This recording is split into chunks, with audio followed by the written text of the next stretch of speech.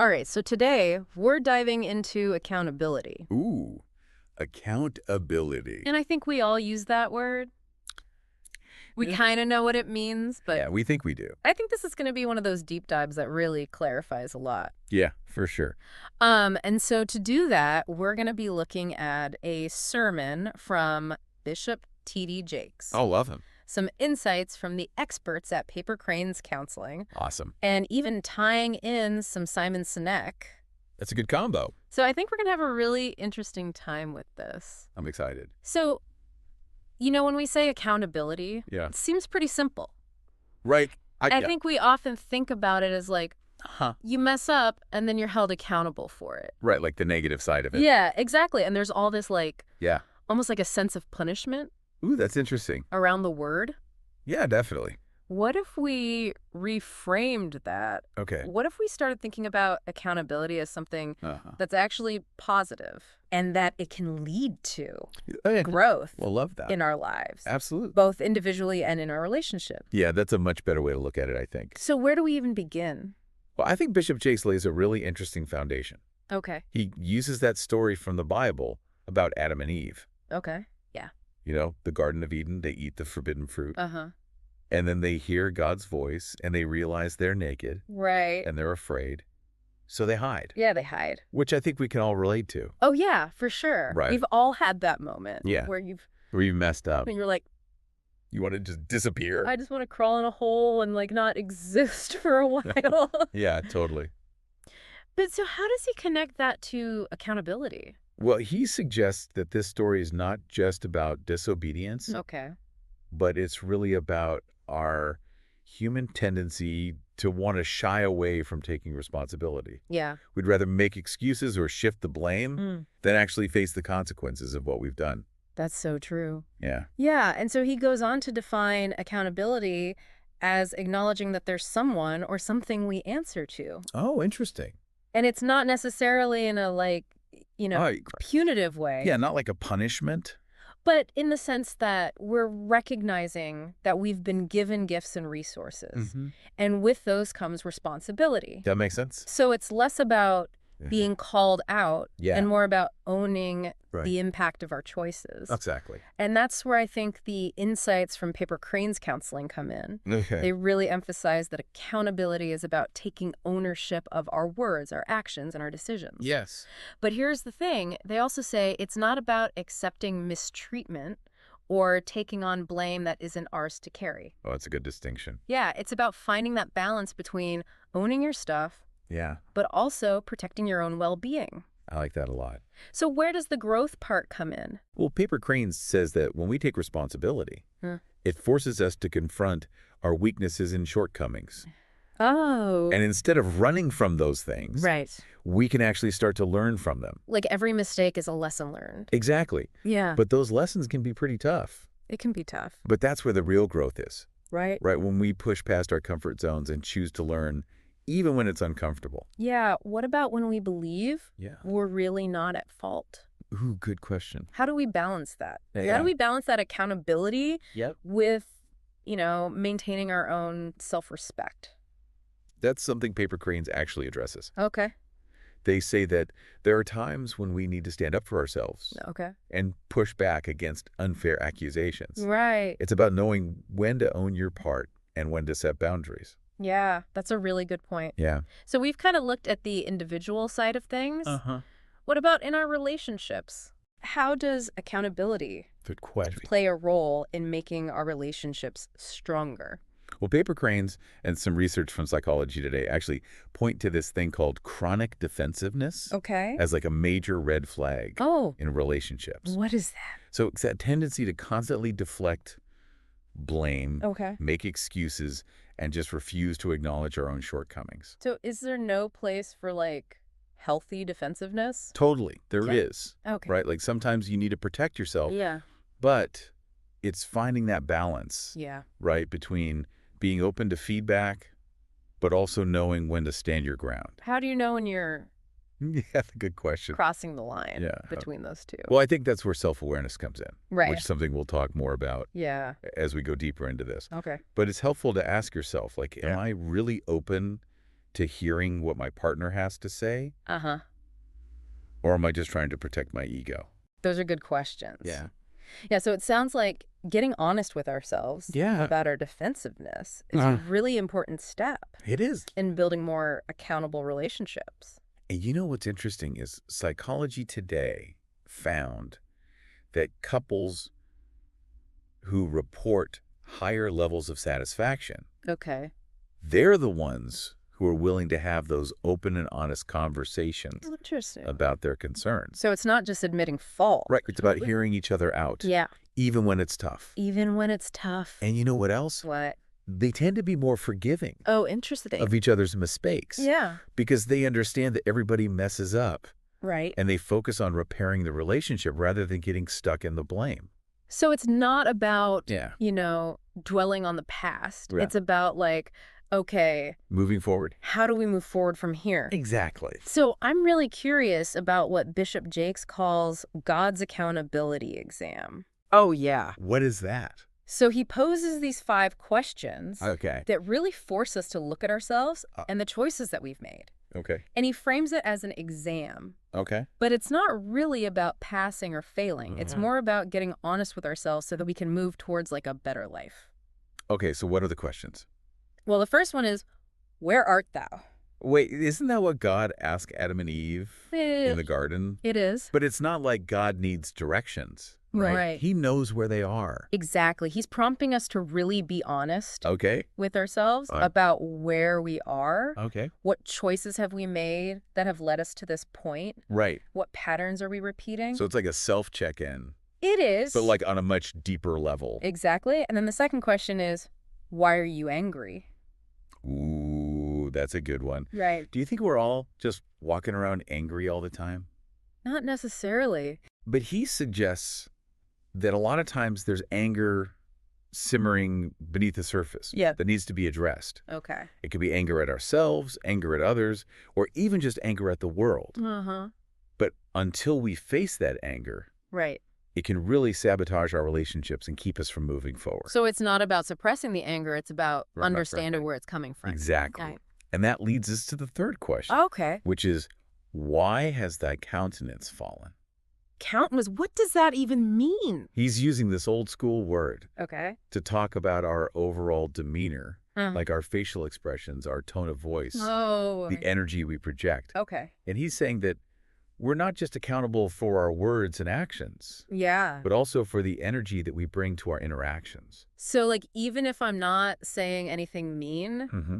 my bad mood could still be affecting other people. Absolutely. Okay. Interesting. And he's challenging us to take responsibility for that. Okay. Like, why are we bringing negativity into our interactions? What's Yeah. going on beneath the surface? I like these questions. They Yeah. really make me think. Me too. So what's the next one? The fourth question is, if thou doesn't not well, will I not receive you? Whoa. Right. Right. What does that even mean? Well, it seems like he's saying that we have a choice Okay. if we're not living in alignment with our values. Uh-huh. If we're making choices that are harmful, Yeah. we can always choose to turn things around. Okay. We can always course correct. So it's not about being condemned for our mistakes. Yeah. It's about recognizing we have the power to change. Exactly. I like that. Yeah. And then the fifth question is, where's thy brother? Okay, that one seems different. It does. The first 4 were very inward focused. Yeah. But looking at ourselves. This one seems outward focused. Yeah. It's about our relationship to others. You got it. Okay. She's shifting the focus outward and reminding us that our actions have a ripple effect. Right. We're not just accountable for ourselves, but also for how our choices impact the people around us. It's like we're all in this together. Yes. We need each other. Exactly. So, okay, we've talked about Bishop Jakes. We've talked about Paper Crane's counseling. Yes. We've even hinted at some Simon Sinek ideas. Uh-huh. How does this all connect? Ooh, that's a great question. Yeah. And that's something we're going to dive deeper into Okay. in the next part of our deep dive. All right, I'm hooked. I can't wait. Me too. So we've really unpacked a lot there with Bishop Jakes and that whole concept of God's accountability exam. Yeah. 5 powerful questions. Really is. And also some good stuff from Paper Crane's counseling. Absolutely. So I feel like we've already had some aha moments. Yeah. But I want to move on to Simon Sinek. Okay. How does he fit into all of this? So this is where I think we start to see the bigger picture. Okay. Remember how Judd's talked about answering to something greater than ourselves? Mm. Sinek connects that to our purpose, Okay. our why.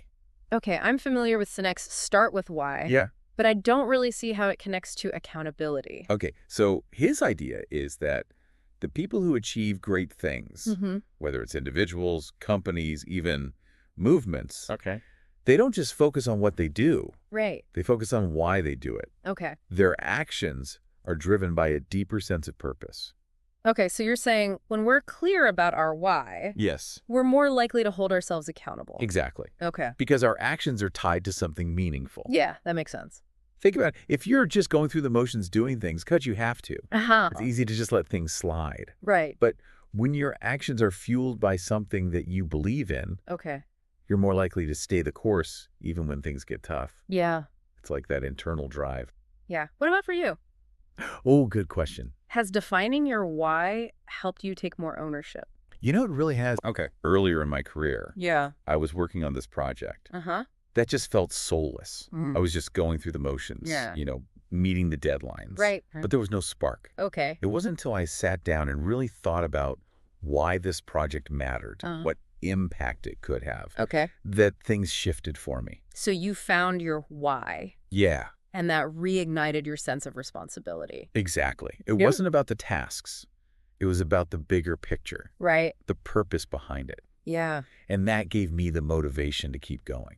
So powerful. It really is. So it's not just about checking things off a list. No. It's about aligning our actions with our values. Yes. Our purpose. Or why. Or why. Yeah. I love that. Me too. But what about when we mess up, Yeah. even when we know our why? Right. Good point. How do we reconcile that? Okay, so this is where his perspective on competition comes in. Competition, okay. Yeah, he says that even our competitors Yeah. can be our greatest teachers. Wait, what? How does that work? Okay, so he uses the example of the Zune versus the iPod. Oh, yeah. The Zune was a really cool piece of technology, Right. but it just got overshadowed by the iPod. Totally. But his point is, Yeah. instead of getting defensive or bitter, Okay. we can actually look at our competitors' successes Yeah.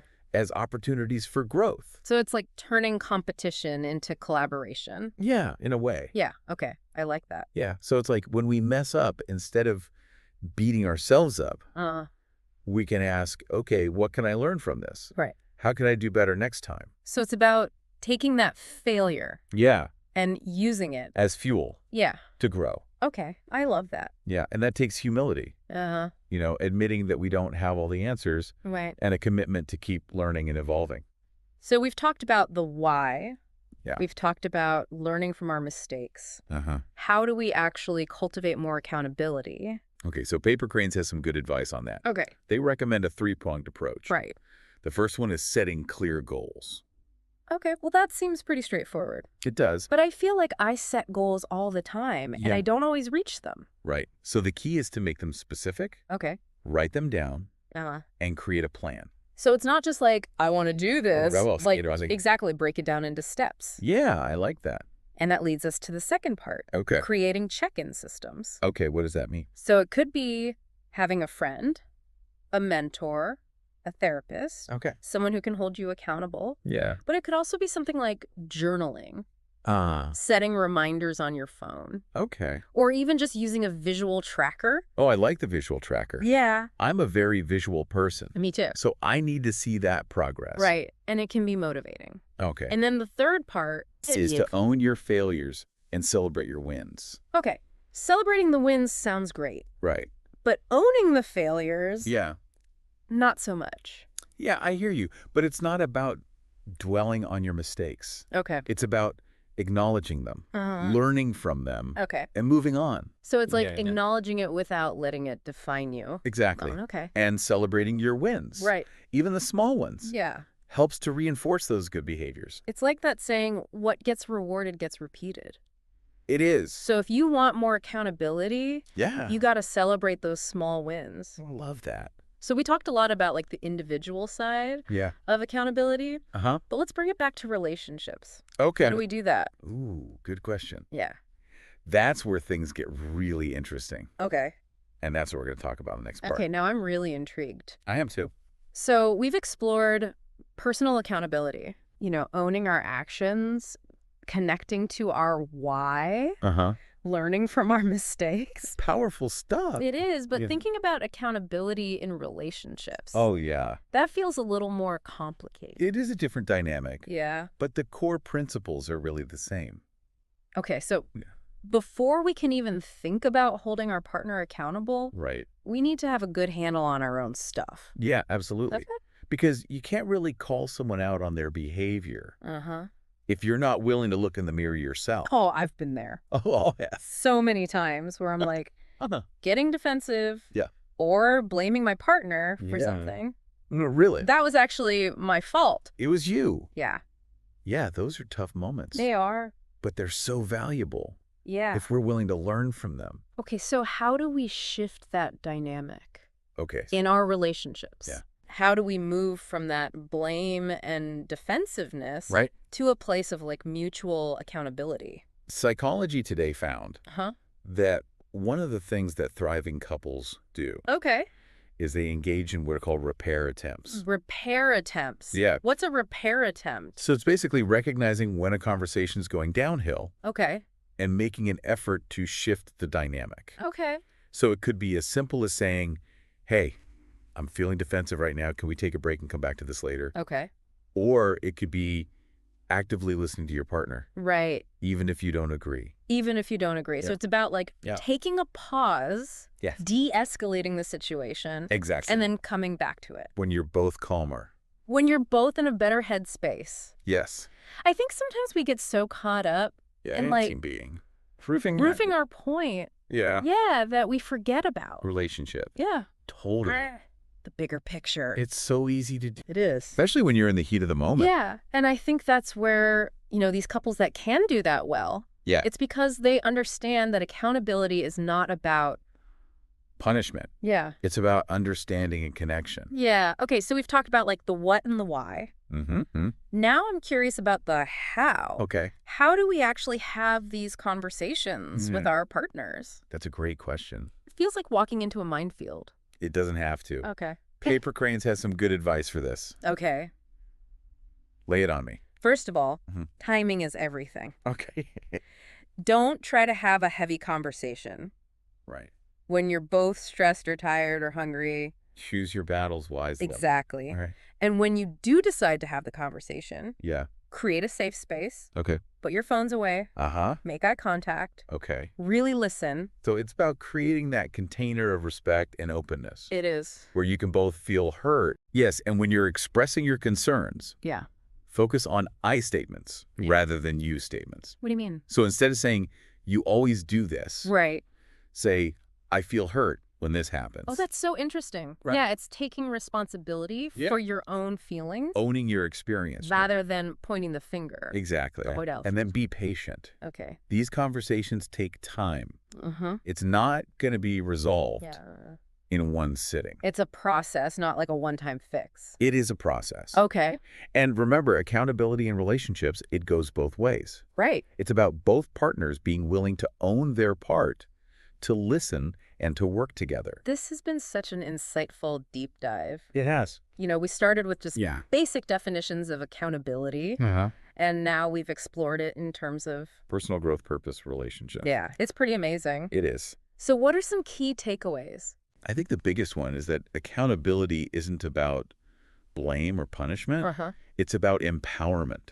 I love that. It's about recognizing that we have the power to shape our lives, our relationships, and even the world around us. That's beautiful. Thank you. So for anyone listening who's maybe feeling a little overwhelmed, what's one small step they can take today? Ask yourself, where art thou? Oh, I love that. Right.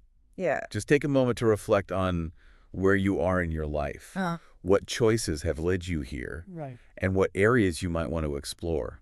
It's not about judgment. No. It's about curiosity. Exactly. It's about starting that conversation with yourself. It is. That could lead to some really amazing things. And you don't have to do it alone. Right. There are people who care about you, communities ready to support you. Yeah. Accountability can be challenging, but it's also incredibly rewarding. So true. So take a deep breath. take that first step and see what happens. I love that. And if this deep dive has sparked something in you, don't let that flame die out. Keep it going. Share your insights. Yes. Start those conversations. Talk to people. Keep diving deeper into the power of accountability. I love it. Until next time, fellow deep divers.